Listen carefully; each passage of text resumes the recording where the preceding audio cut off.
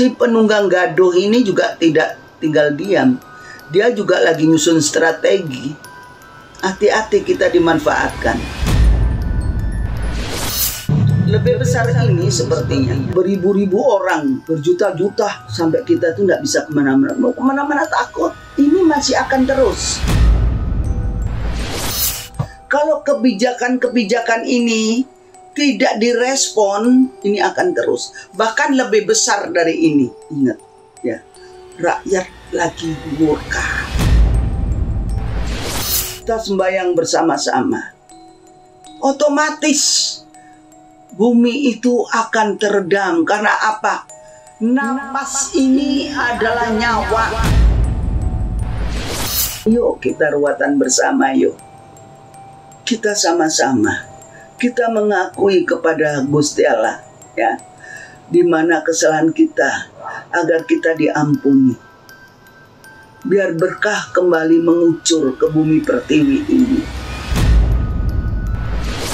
Sebelum kisah ini dimulai, ada satu hal yang harus kamu lakukan. Tombol subscribe. Aku akan menghitung sampai 3. 1, 2.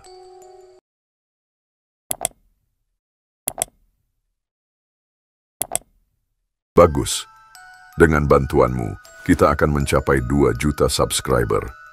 Sekarang, kita mulai.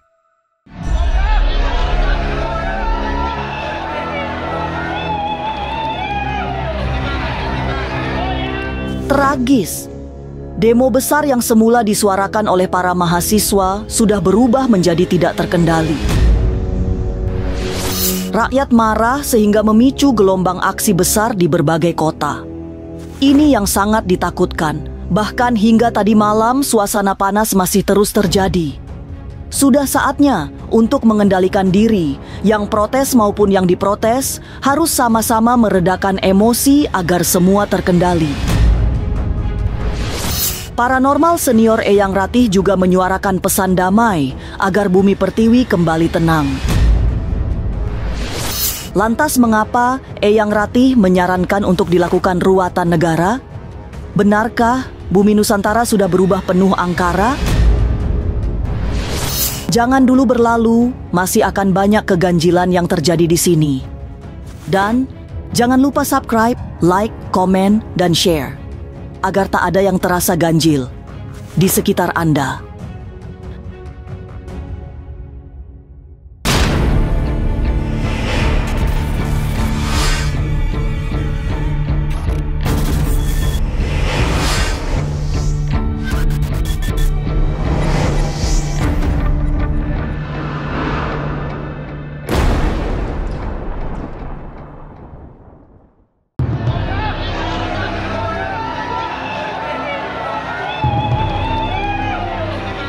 Tragedi ini akhirnya berubah menjadi sesuatu yang jauh lebih menakutkan. Demonstrasi besar yang dimulai tanggal 25 Agustus lalu hingga saat ini belum berhenti, malah semakin membara. Jatuhnya korban jiwa seperti menjadi pemicu kemarahan yang tak terkendali. Suasana semakin berbahaya karena kondisi alam yang juga sedang tidak seimbang. Dan kita semua prihatin. Agar semua kembali harmoni, paranormal senior Eyang Ratih menyerukan agar semua menahan diri. Karena kita harus prihatin bahwa Indonesia itu sedang tidak baik-baik saja. Untuk rakyat sendiri, ya, sama kalangan atas ini jomplang, keseimbangan alam itu tidak merata. Kita bersama-sama mendoakan untuk negeri tercinta ini, ya, terutama bangsa kita yang lagi lara. Jadi jangan sampai kita itu terprovokasi. Karena kalau Eyang lihat dari mulai tanggal 25, yaitu demo buruh sampai hari ini ada pro dan kontra. Hening cipta serta membaca doa-doa ampunan. Semua memang serba salah. Para pendemo yang menyuarakan kegelisahan hidup ternyata dihadapi dengan keras. Padahal kegelisahan itu sudah dirasakan bersama oleh seluruh rakyat Indonesia. Puncaknya terjadi tragedi meninggalnya driver ojol yang memicu kemarahan massa. Tapi sesungguhnya peristiwa itu dalam pandangan batin Eyang Ratih bukan semata disengaja. Untuk season kedua, kalau kita tidak mendengarkan akan melebihi ya. Akan melebihi karena si penunggang gaduh ini juga tidak tinggal diam. Dia juga lagi nyusun strategi. Hati-hati kita dimanfaatkan. Ngomong sekarang ini harus hati-hati. Jangan sampai nanti kita dibalik, kita sendiri masuk penjara. Memang sulit. Kondisinya telah berubah menjadi sangat rumit. Yang demo semakin keras, yang menjaga pendemo juga tambah keras. Itulah yang membuat benturan tidak bisa dihindari. Punya susah, maju kena, mundur kena. Samping kiri kanan pun Jadi sama. kayak si buah malakama. Kita ngelihatlah kalau itu seandainya kalian yang jadi aparat, apa yang kalian lakukan? Jadi kita itu tidak boleh menghakimi seseorang. Masalahnya kembali lagi aparat, baik itu kepolisian, satpam, tentara, Kopassus, Angkatan Laut, semua yang bertugas untuk mengamankan Indonesia ini, janganlah dimusuhi. Jangan arogan. Kita berdemo itu untuk menyampaikan apa yang jadi unek-unek. Tetapi kadang-kadang polisi juga nggak berkawan sama si pendemo. Mereka menghalang-halangi. Padahal dia hanya mencetuskan apresiasinya sebagai anak bangsa. Ya, bagaimana ketidakadilan antara atas dan bawah ini mesti disikapi. Inilah timbul pro kontra, akhirnya terjadilah gontok-gontokan yang sampai hari ini belum kelar-kelar. Demo besar yang dimulai tanggal 25 Agustus tak kunjung selesai hingga hari ini. Malah semakin besar dan menakutkan karena terjadi amuk massa di mana-mana. Tapi mungkinkah kejadian tahun 98 akan terulang lagi? Jangan kemana-mana, tetap subscribe, like, share, dan komen. Agar tak ada yang terasa ganjil di sekitar Anda.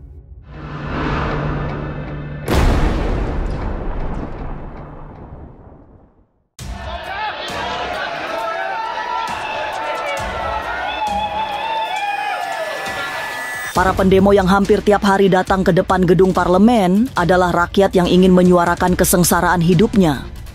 Suasana menjadi semakin buruk karena jatuh korban jiwa yang celakanya. Rakyat kecil berprofesi sebagai driver ojol. Dari sinilah pecah kemarahan tukang ojol yang ingin menuntut keadilan. Mereka nggak bodoh orang-orang sekarang. Karena situasi mereka kenapa jadi ojek, kenapa jadi ojol. Itu karena lapangan pekerjaan tidak ada. Jadi dia untuk menyambung nyawa. Mereka ojol halal kan. Tetapi mbok dihargai.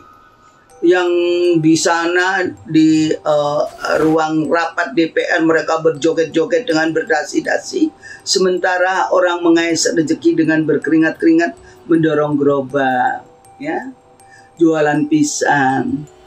Ini kok jomplang banget. Situasi semakin tidak terkendali karena ada yang berusaha memanfaatkan kondisi tidak stabil. Sikap para anggota dewan yang semestinya mendengarkan keluhan rakyat yang diwakili justru menambah suasana panas. Sudah seharusnya yang menjadi pejabat mengerti kesulitan hidup rakyatnya yang saat ini semakin menjerit. Semua memang harus berempati pada kondisi sulit yang sedang dihadapi rakyat bawah. Jangan diajak gontok-gontokan. Nah, mereka sudah berdarah panas. Makin begitu, makin menyala. Coba orang-orang pintar yang lagi duduk di atas pikirkan. bagaimana nasib rakyat. Jangan show off ya. Artinya wah, tas branded kalau kumpulan, sabuknya bermerek. Bukan itu sayang ya. Semua kepingin hidup makmur. Jika semua kegelisahan rakyat tidak mendapatkan saluran yang baik, kemudian tidak ada perbaikan hidup, suasana akan semakin memanas. Eyang Ratih melihat potensi itu. Tapi mungkinkah akan separah tragedi di tahun 98 lalu? Lebih besar ini sepertinya. Lebih parah berarti yang ya. Lebih parah ini. Kalau dulu orang bakar-bakar ban ya. Bakar-bakar ban, mecah-mecahin karet. Kalau ini, wow, serem. Serem lihatnya. Oh, beribu-ribu orang, berjuta-juta, sampai kita tuh nggak bisa kemana-mana. Mau kemana-mana takut. Ini masih akan terus. Kalau kebijakan-kebijakan ini tidak direspon, ini akan terus. Bahkan lebih besar dari ini. Ingat ya, rakyat lagi murka. Lantas apa yang harus dilakukan? Jangan kemana-mana, tetap subscribe, like, share, dan komen. Agar tak ada yang terasa ganjil di sekitar Anda.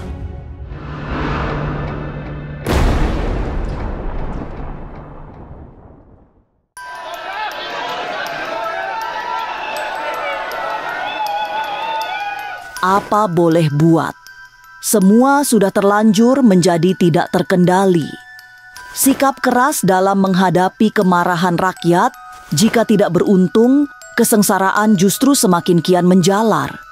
Sebagai praktisi supranatural, Eyang Ratih melihat kondisinya sudah semakin berat sehingga dibutuhkan usaha bukan hanya mengatasi kemarahan rakyat.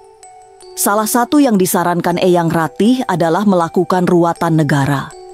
Ruatan dilakukan secara massal, serentak di seluruh Indonesia. Serentak keseluruhan ya. Tempatnya itu Kalau di sini misalkan Monas. Monas itu adalah pusar bumi Jakarta. Kalau di Surabaya di Tugu Pahlawan. Kalau misalkan di ujung pandang mungkin Karabosi.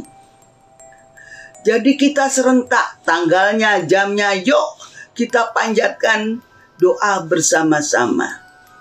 Kalau kita mengerti Tuhan, kita takut akan dosa. Masing daerah ya nggak perlu datang ke Jakarta, tetapi kita jamnya, harinya, yuk kita berdoa sama-sama. Semua harus menyadari ada sisi-sisi spiritual yang perlu dilakukan, apalagi kondisinya sudah serba tidak menguntungkan. Jika kemarahan rakyat dihadang dengan keras, bisa jadi justru lebih berbahaya. Kini sudah saatnya dilakukan cara-cara spiritual dengan dilakukan secara bersama-sama. Ayo kita bersatu dengan rakyat, saling bergandengan tangan. Kita ngeruat bumi. Misalkan kita bikin tumpeng raksasa untuk ngeruat bumi pertiwi ini agar tidak terjadi gejolak terus-menerus. Dengan begitu kita ini ngeruat bumi, yaitu Ibu Pertiwi. Seperti itu. Karena kalau tidak, ini makin panas karena tunggang menunggang. Ada demo murni, ada demo tak murni.